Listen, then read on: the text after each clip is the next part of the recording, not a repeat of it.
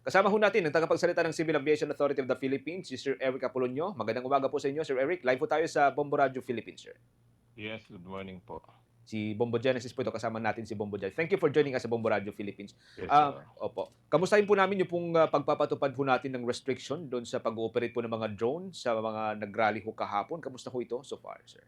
Well, so far maayos naman po at wala namang untoward incident na nangyari dahil nga yung proactive measure na ginawa natin, na sinabihan natin, in-advise yung ating mga kababayan na huwag magpalipad ng drone, especially dyan sa mga areas na napakaraming tao, especially kung wala naman kayong coordination at permit galing sa CAAP. Lumabag dito po sa ating restriction na ito. Well, so far po wala kaming natatanggapang complaint, ano? But ang may ano po diyan yung PNP. Pag may nakita sila at report, pwede nilang sitahin at mag-file ng complaint sa CAAP.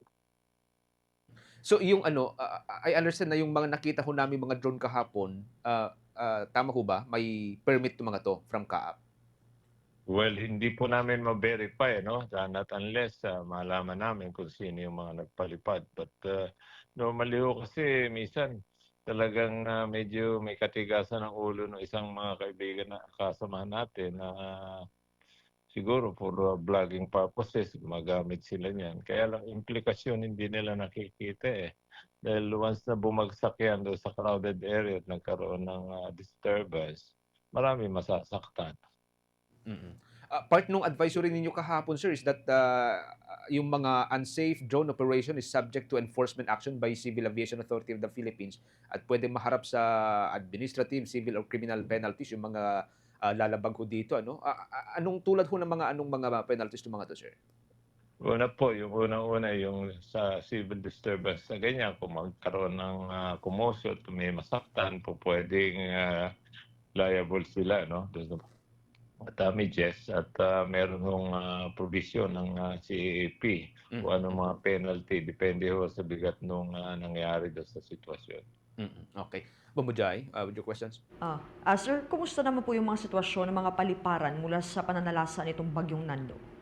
Well, so far po napaghandaan na natin ito at 2 days ago nagkaroon na tayo ng, especially dyan sa Basco, no, dahil yan yung dadaanan ng bagyo. Nai-secure na natin yung mga communication equipment, nagkaroon na rin tayo ng mga boarding na tinatawag, yung paglalagay sa ng mga plywood doon sa mga glass term sa labas ng terminal, ano, yung mga salamin at pwedeng mabasag yan at maka-aksidente. Kaya yan po yung mga procedure. So far sa ngayon po, meron na tayong 16 na flights canceled, mostly dyan sa norte. Okay. Posible bang ano, sir, may mga nag-abiso ba sa inyo na posibleng madagdagan pa po ito, itong mga canceled flights? Yes, ano po yan eh, depende doon sa magiging direksyon nung bagyo. No? At so far, nakaantabay kami sa advice ng Pag-asa at yung mga partner airline naman natin, immediately nagbibigay naman sila ng advice kaagad para maibigay sa ating mga kababayan kung magkakaroon man ng mga additional flight cancellations. Yung bagyong Mirasol pala ho dati, sir, hindi naman ito nakaapekto dun sa mga airport natin? Negative po so far at ito pinaghahandaan natin, medyo super typhoon daw ito eh.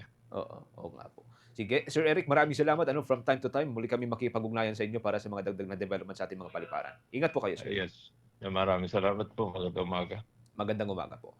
Ang tagapagsalita ng Civil Aviation Authority of the Philippines, si Sir Eric Apolonio, mga kabombo, kaugnay po sa ilang mga development. Una, yung pong nangyaring rally kahapon dahil pinatupad po yung pagbabawal sa pagpapalipad ng mga drone. And of course, itong kalagayan po ng ating mga paliparan kasabay po ng pananalasa ng Super Typhoon Nando.